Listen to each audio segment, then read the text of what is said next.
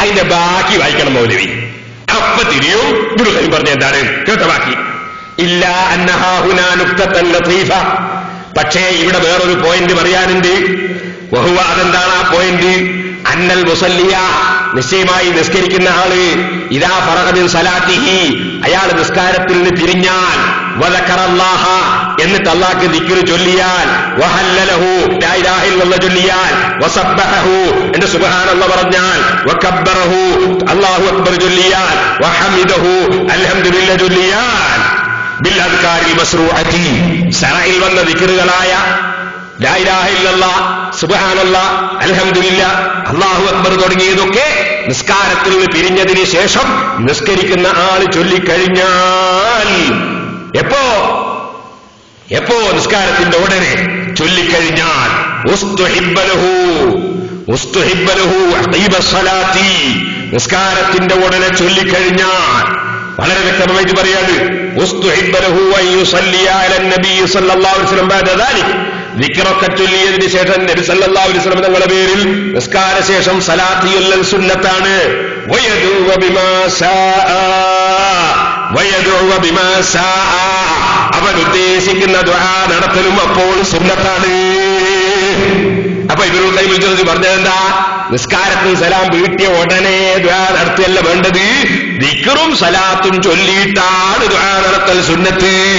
ദിക്റും സലാത്തും ചൊല്ലുന്നതിന് മുമ്പ് സലാം വീട്ടിയ ഉടനെ ഒരു ദുആ നടത്തലല്ല, ദിക്റും ദുആയും നടത്തിയിട്ട് ദുആ നടത്തുകയാണ് വേണ്ടത് എന്നാണ് സഹോദരന്മാരെ വ്യക്തമായി പറഞ്ഞിട്ടുള്ളത്. നിസ്കാരത്തിന്റെ ഉടനെ ദിക്റുകളൊക്കെ കൊണ്ടുവന്നിട്ട് ഉസ്തുഹിബ്ബലഹു അൻ യുസല്ലിയ അലൻ നബി സല്ലല്ലാഹു അലൈഹി വസല്ലം ബഅദ ദാലിക, നബി തങ്ങളുടെ പേരിൽ സലാത്തും ചൊല്ലിയിട്ട് വയദുഅ ബിമാ ശാഅ, ഉദ്ദേശിക്കുന്ന ദുആ നടത്തൽ അവന് സുന്നത്താണ്. നിസ്കരിക്കുന്നവന് അതിന് ഇമാമും പെട്ട് മഅ്മൂമും പെട്ട് എല്ലാവരും പെട്ട് ദുആ സുന്നത്ത് തന്നെ. എന്നിട്ട് അദ്ദേഹം പറയാണ്, വയഖൂലു ദുആഹു അഖീബ ഹാദിഹിൽ ഇബാദത്തി സാനിയ ലാ ലികൗനിഹി ദുബുറ സലാത്തി, നിസ്കാരത്തിന്റെ ഉടനെയായതിന്റെ പേരിലല്ല ദുആ, ഈ കൊണ്ടുവരുന്ന മഹത്തായ ദിക്റിന്റെയും സലാത്തിന്റെയും ശേഷമായത് കൊണ്ടാണ് ദുആ സുന്നത്താകുന്നത്. വയഖൂലു ദുആഹു അഖീബ ഹാദിഹിൽ ഇബാദത്തി സാനിയ ലാ ലികൗനിഹി ദുബുറ സലാത്തി, അത് ഈ രണ്ടാമത്തെ ഇബാദത്തിന്റെ ശേഷമായ വകയിലാണ്, നിസ്കാരത്തിന്റെ ഉടനെയായ വകയിലല്ല. ഇതാണ് മൂപ്പര് പറയുന്ന ആശയം. അതിന് മൂപ്പര് പിന്നീട് തെളിവും പറയുന്നു, ഹദീസ് ഉദ്ധരിക്കുന്നു. എന്താ ഹദീസ്? ഹദീസ് ഉദ്ധരിച്ചുകൊണ്ട് പറയാണ്, ഫഇന്ന കുല്ല മൻ ദക്കറല്ലാഹ വഹമിദഹു വഅസ്ന അലൈഹി വസല്ല അലാ റസൂലില്ലാഹി സ്വല്ലല്ലാഹു അലൈഹി വസല്ലം ഉസ്തുഹിബ്ബലഹു ദുആ വഖീബ ദാലിക കമാ ഫീ ഹദീസ് ഫളാലത്ത് ബിൻ ഉബൈദ് ഇദാ സല്ല അഹദുകും ഫല്യബ്ദ ബിഹംദില്ലാഹി വസ്സനാഇ അലൈഹി ثم يصلي على النبي صلى الله عليه وسلم ثم يدعو بما شاء. قال الترمذي حديث صحيح. സഹീഹായ ഹദീസാണ് ഇമാം തിർമിദി റിപ്പോർട്ട് ചെയ്ത ഹദീസിൽ നബി സല്ലല്ലാഹു അലൈഹി വസല്ലമ തങ്ങളിൽ നിന്ന് പഠിച്ചിട്ടുള്ള സഹാബത്ത്, ആ സഹാബത്ത് ഉദ്ധരിച്ചിട്ടുള്ള ഹദീസ് തന്നെ പറയുകയാണ്, ഇദാ സല്ലാ അഹദുക്കും, നിങ്ങളിൽ വല്ലവരും നിസ്കരിച്ചു കഴിഞ്ഞാൽ ഫല്യബ്ദഉ ബിഹംദില്ലാഹി, അവൻ അൽഹംദുലില്ലാഹ് ചൊല്ലട്ടെ, വസനായി അലൈഹി, അല്ലാഹുവിനെ സ്തുതിക്കട്ടെ, സുമ്മ യുസല്ലി അലൻ നബി സല്ലല്ലാഹു അലൈഹി വസല്ലം, പിന്നെ സലാത്ത് ചൊല്ലട്ടെ, സുമ്മ യദഉ ബിമാ ശാഅ, പിന്നെ ഉദ്ദേശിച്ച പ്രാർത്ഥന നടത്തട്ടെ എന്ന് ഹദീസിൽ വന്നിട്ടുണ്ട്. ഇബ്നുൽ ഖയ്യിം തന്നെ അവിടെ പറയുകയാണ്. ഇതുകൊണ്ടാണ് സഹോദരന്മാരെ ഇബ്നുൽ ഖയ്യിം നിസ്കാരത്തിന്റെ ഉടനെ ദിക്റും ദുആയും നടത്തുന്നതിന് മുമ്പൊരു ദുആ, അങ്ങനെ സുന്നത്തില്ല എന്നൊരു വാദം അദ്ദേഹത്തിനുണ്ട്. ദിക്റും ദുആയും സലാത്തും കഴിഞ്ഞ സുന്നത്താണ് തന്നെയാണ് അയാളും പറയുന്നത്. അപ്പൊ നിങ്ങൾ ഇവിടെ മനസ്സിലാക്കേണ്ട ഒരു കാര്യം എന്താണെന്ന് ചോദിച്ചാൽ, ഇബ്നുൽ ഖയ്യിമുൽ ജൗസി നിസ്കാരത്തിന് ശേഷം ദുആ ഇല്ലെന്ന് പറഞ്ഞിട്ടില്ല, ദിക്റും ദുആയും സലാത്തും കഴിഞ്ഞിട്ട് ദുആ ചെയ്യണമെന്നേ പറഞ്ഞിട്ടുള്ളൂ. ആ ദുആ നടത്തുമ്പോ അത് കൂട്ടുപ്രാർത്ഥനയാക്കണമെന്നാണ് നമ്മൾ പറഞ്ഞത്.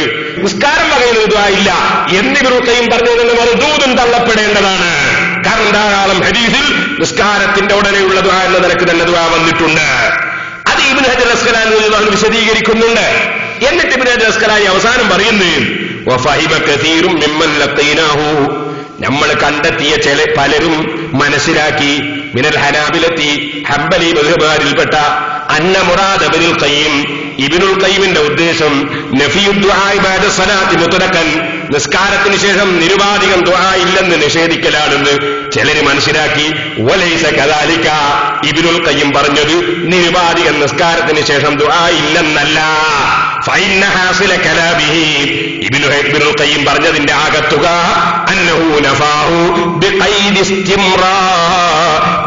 ഇസ്തിംറാർ ഇസ്തിഖ്ബാലിൽ മുസല്ലിൽ ഖിബ്ലത വഇറാദിഹി ബഅദ സലാം.